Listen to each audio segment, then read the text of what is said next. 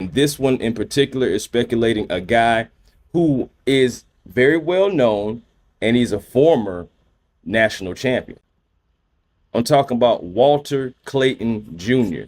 In an article dropped by CBS, they have the Atlanta Hawks selecting Walter Clayton Jr. at 13.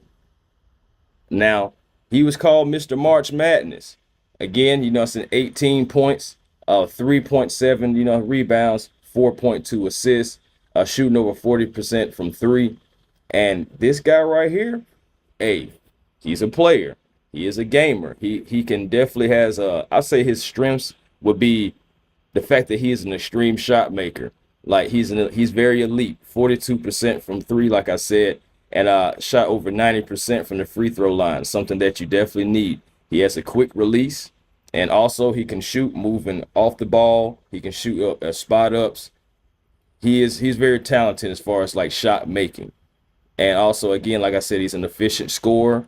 That's something that he prided himself on. He's crafty off the dribble.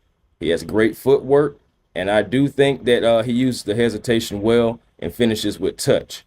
He doesn't make a lot of mistakes as well. When you think about it, too, his IQ is pretty high. Rarely forces plays. He really plays within his role. Doesn't try to do too much, but he does have that ability to score, guys. Like I can't sit up here and knock that.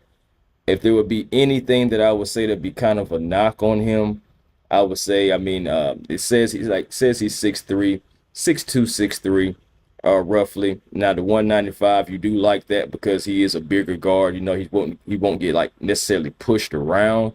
And of course, once you get him under an NBA program, I'm pretty sure he would pick up, some that size and that muscle that is needed as well. I haven't really seen a whole lot of Florida's tape, but from the tape that I did see, he doesn't really blow by defenders a whole lot. He is a good defensive player, though. I do think he has upside. But when you think about the Atlanta Hawks, they do have Keaton Wallace. They still have Kobe Buffkin.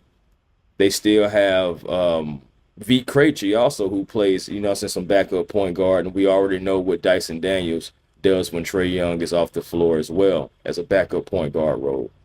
This guy, he is a point guard, but he also is good on ball, off ball defense.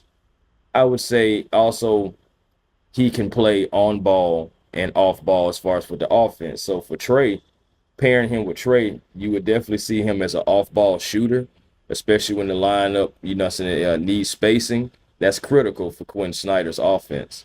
And you can see him like possibly run those second units, possibly, be on the floor with those guys and, be able to execute the program because I believe he can fit in the scheme. He is a senior and he is polished when it comes to NCAA tournament. He played in the big games. Of course, they won the national championship. So that pressure that you think about when it comes to young guys, he's 21 years of age. You think about it, but he has NBA readiness. He does. I feel like he's high on the NBA readiness. I feel like his shooting is elite. Athleticism, he's okay at the athleticism, and the defense is average as well. I say he's pretty good. He's pretty good. For the Atlanta Hawks, he definitely would be great, like I said, for off ball. But you think about going to get somebody like Walter Clayton, you can definitely think that this guy is one of those guys that you would say this is a win now move because you're bringing him in to be what Kobe Buffkin was supposed to be. And you also are bringing him in because you feel like he would be an upgrade over Keaton Wallace and Vit Krejci in that regard. Now, will the Hawks do this? I'm not sure.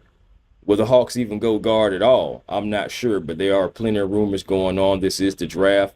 Of course, I am on team big man as far as like getting the center, and it's not necessarily to replace Onyeka Okongwu. I'm not saying that.